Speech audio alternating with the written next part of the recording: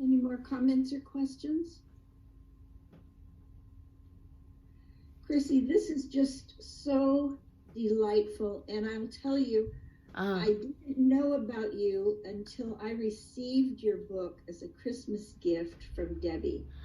I'm so happy she sent you a copy. Yeah. And what I sat down and read it, Uh-huh. and I knew right away that you needed to come to our group and Mm-hmm. speak about it.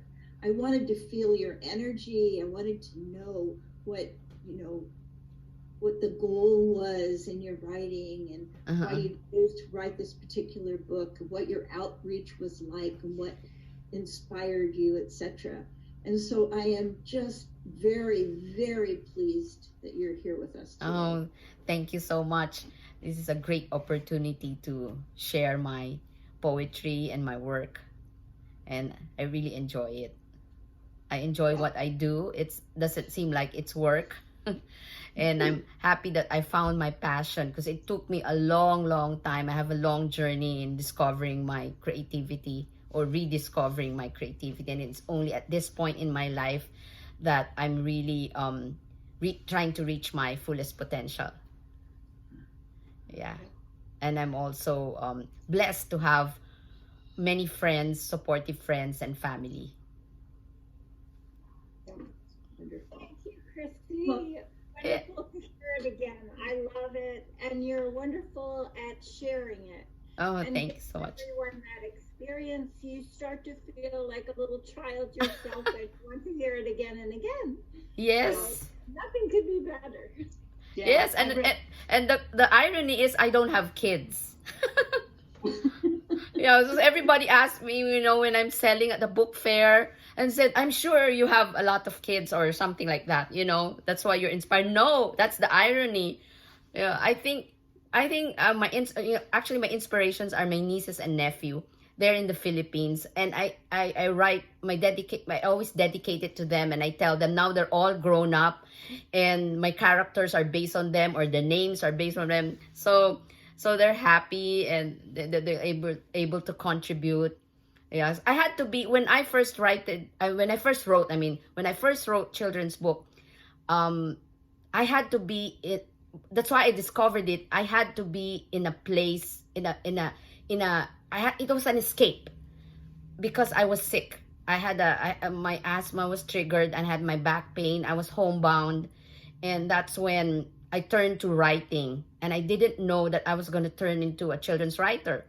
Actually, I started with photography. I took pictures of. I was homebound. I took pictures of American robins outside of my bedroom window.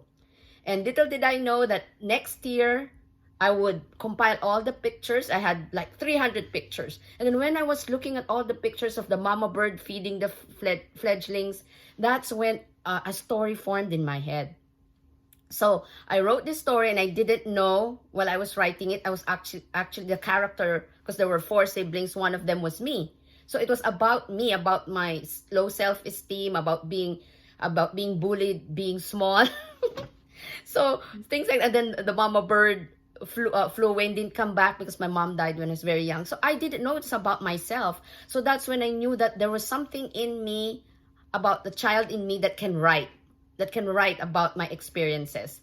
And so I was able to tap that. And since I didn't know yet how to publish, I wrote it in DVD form because I like producing DVDs. So I wrote it and placed it in DVD form, and I was living in senior complex. So I showed them and I sold it to them, and one of them said, "Chrissy, why don't you write children's books? Really? You think I can do that?"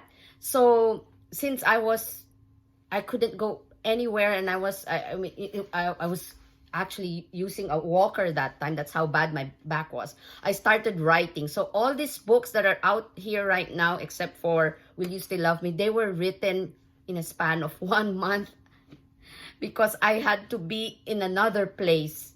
So it came to me. I think I want to think of it as a gift from God. And He was telling me that this is your purpose, to write and bring joy to other people. And now I feel like I want to cry.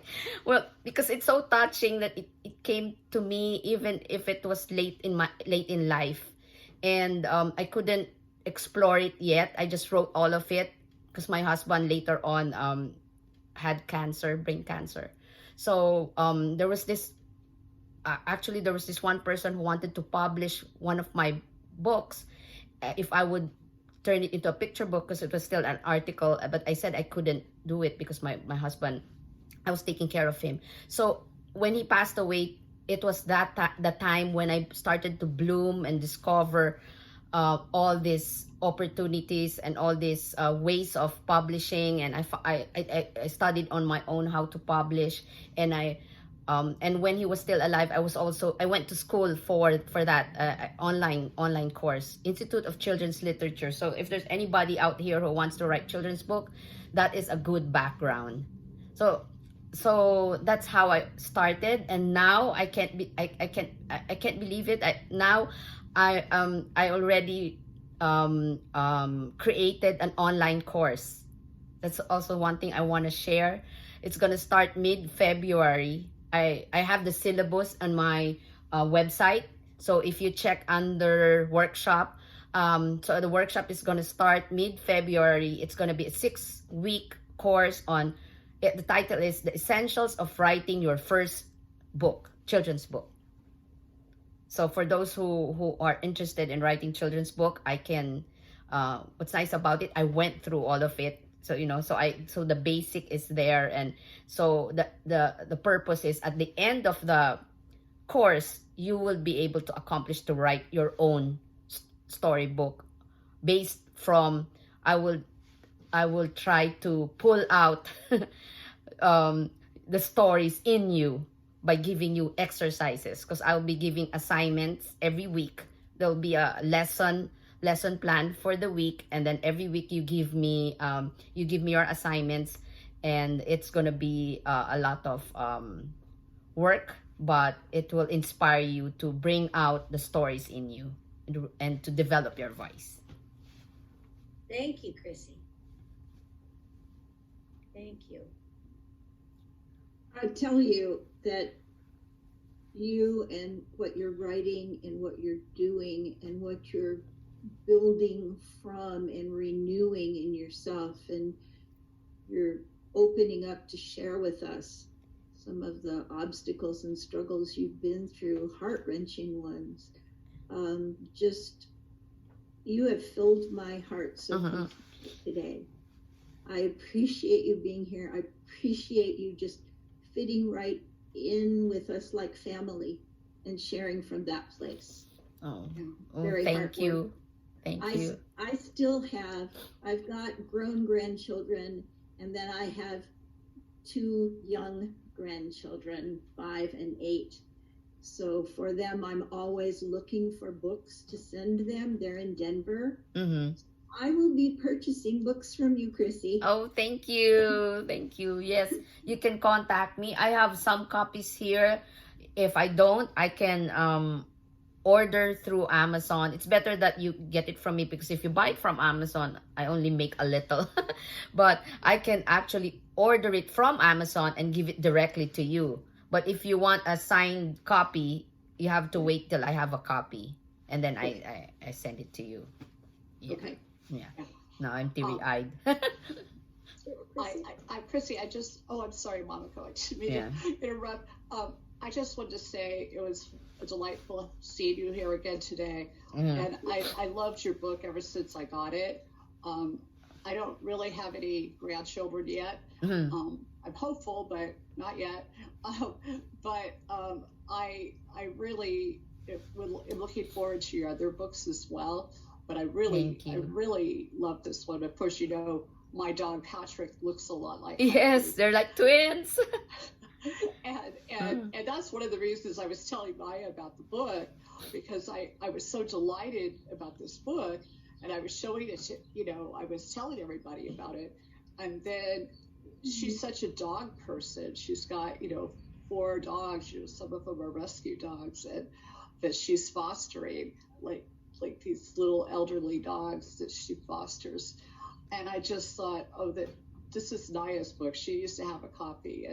And even though I saw you read the book once before, I enjoyed it so much today. And I got even more insights to your process. And really, really happy to see you here today. Oh, thank you. Yeah, if you check out my other books, such as one of my bestsellers is Zubulu. It's about animals that weren't happy with their body parts. So the monkey said, "Why don't you have a switcheroo?"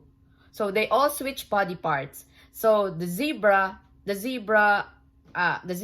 the elephant skin, and the elephant had stripes, and then the giraffe had short legs, and then the crocodile had long legs. And of course, they're gonna realize they won't feel comfortable, they won't feel good, so they switch back. So most of my stories is about self-acceptance.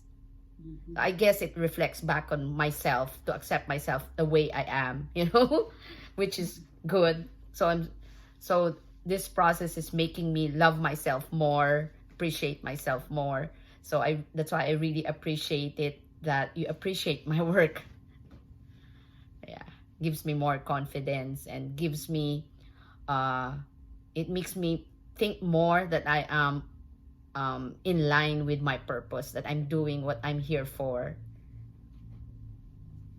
One of the things that I learned from you, Chrissy, today is that so many times when we're writing, we think in terms of the experiences that we've had, and we write about that. What I heard from you is that go outside of yourself and look what's out there. Think outside of my own box, Yes. own box. I appreciate that. Yes. Well, I know you have some comments here. I'll find time to answer it later because I don't want to be disrupting our discussion, but I really appreciate all these questions and feedback.